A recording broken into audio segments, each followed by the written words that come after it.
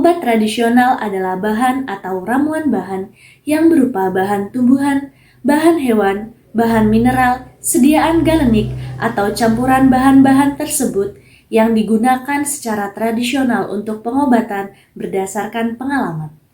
Adapun obat tradisional dapat dibagi menjadi 3 jenis. Yang pertama ada jamu, yang kedua ada obat herbal terstandar atau OHT, kemudian yang ketiga ada fitofarmaka. Produk obat tradisional yang digunakan dalam pengobatan dinilai lebih aman karena efek samping yang ditimbulkan relatif kecil, tentunya jika digunakan secara tepat. Salah satu obat tradisional yang umumnya digunakan oleh masyarakat adalah jamu. Meningkatnya penggunaan jamu juga dapat disebabkan oleh beberapa faktor. Yang pertama, kecenderungan masyarakat mencari alternatif pengobatan yang kembali ke alam dengan alasan mempunyai efek samping yang relatif kecil. Yang kedua, pengobatan tradisional merupakan bagian dari sosial budaya masyarakat. Yang ketiga, terbatasnya akses dan keterjangkauan pelayanan kesehatan modern. Yang keempat, keterbatasan dan kegagalan pengobatan modern dalam mengatasi beberapa penyakit tertentu. Yang kelima, meningkatnya minat profesi kesehatan untuk mempelajari pengobatan tradisional. Kemudian yang keenam, meningkatnya publikasi dan promosi pengobatan tradisional. Berdasarkan peraturan perundang-undangan yang berlaku, obat tradisional dilarang menggunakan bahan kimia hasil isolasi atau sintetik berkhasiat obat, narkotika atau psikotropika, hewan atau tumbuhan yang dilindungi. Semakin maraknya penggunaan obat tradisional berdasarkan khasiat yang turun-temurun, semakin memperluas kesempatan terjadinya pemalsuan simplisia. Bahkan, ada beberapa jamu yang mengandung bahan kimia obat atau BKO yang telah jelas dilarang penambahannya, baik secara sengaja maupun tidak sengaja dalam produk obat tradisional. BKO adalah senyawa sintetis atau bisa juga produk kimiawi yang berasal dari bahan alam yang umumnya digunakan pada pengobatan modern.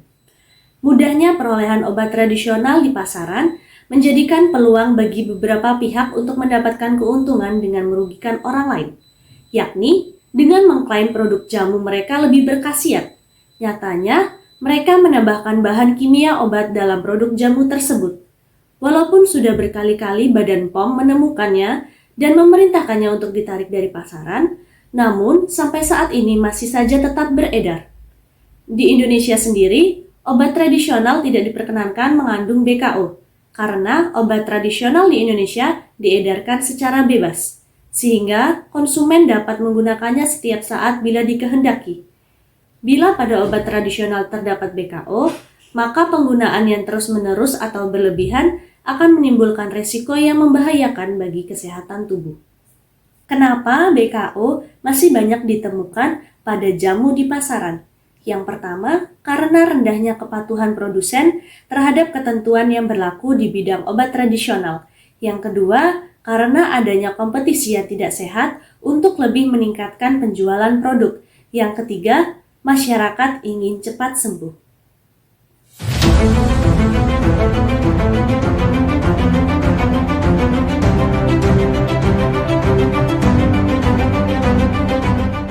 Temuan Badan POM pada kurun waktu 10 tahun, obat-obat tradisional yang mengandung bahan kimia obat adalah obat diet, obat rematik, obat kuat, obat penambah dan pengurang nafsu makan, serta obat penghilang rasa nyeri.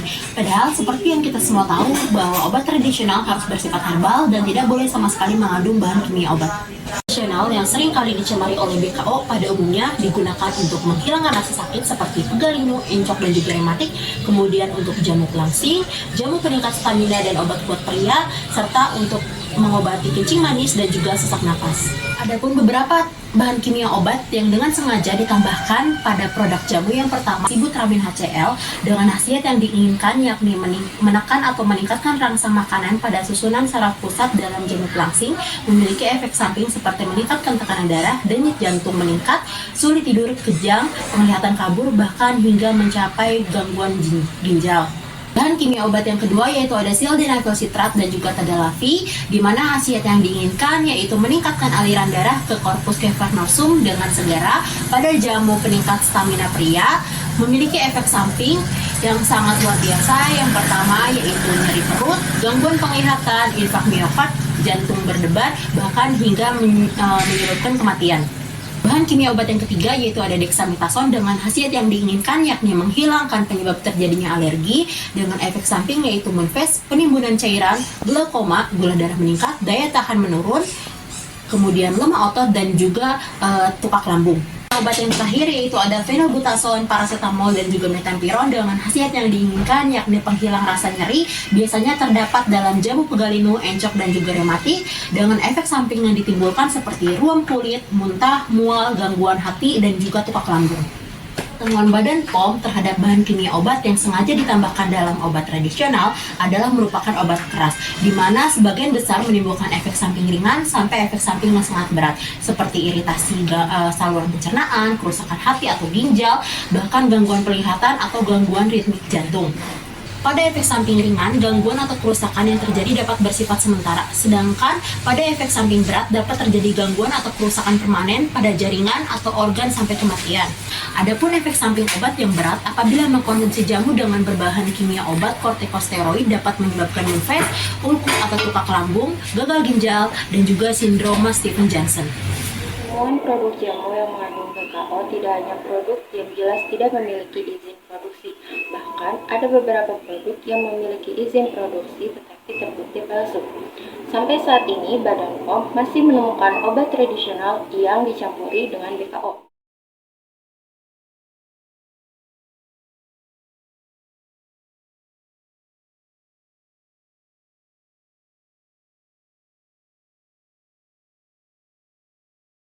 BKO inilah yang menjadi selling point bagi para produsen.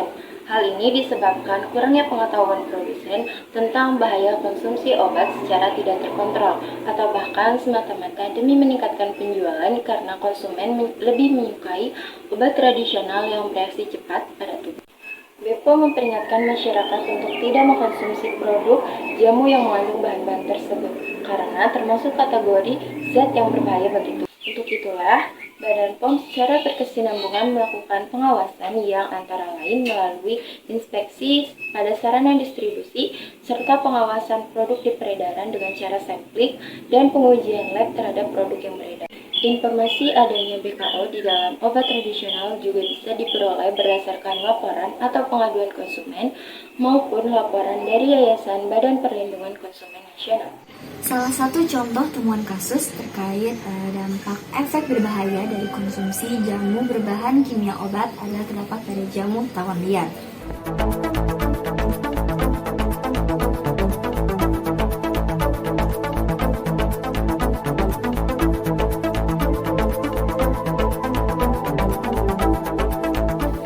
Sebuah penelitian pada tahun 2021 yang dilakukan oleh tim dari Departemen Kriminologi Universitas Indonesia telah mengungkapkan penyalahgunaan bahan kimia obat pada jamu tradisional yang telah beredar di masyarakat.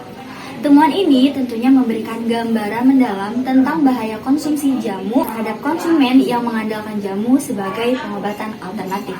Dalam penelitian yang dilakukan, tim peneliti yang terdiri dari 2 orang mahasiswa Departemen Kriminologi Universitas Indonesia, yaitu Kustantri Wahyuni dan juga Vinita Susanti, berfokus kepada wawancara yang dilakukan kepada korban yang sempat ataupun yang masih aktif mengkonsumsi jamu tersebut dengan berbagai alasan kesehatan.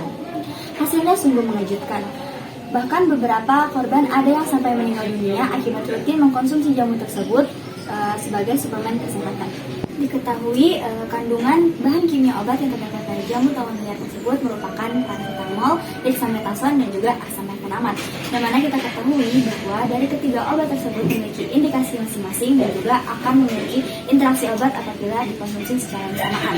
Selain itu, para korban mengaku bahwa mereka dipengaruhi oleh rekan mereka yang mendapatkan informasi terkait jamu tawar liar tersebut dari tukang jamu keliling maupun toko obat terdekat yang juga menjual jamu tersebut, dan mengatakan bahwa jamu tersebut baik untuk kesehatan dan juga peningkat stamina, sehingga para korban mengkonsumsinya sebagai doping untuk stamina mereka. Dampak dari konsumsi jamu tawar liar tersebut terhadap kondisi kesehatan berbeda-beda tergantung pada frekuensi penggunaannya.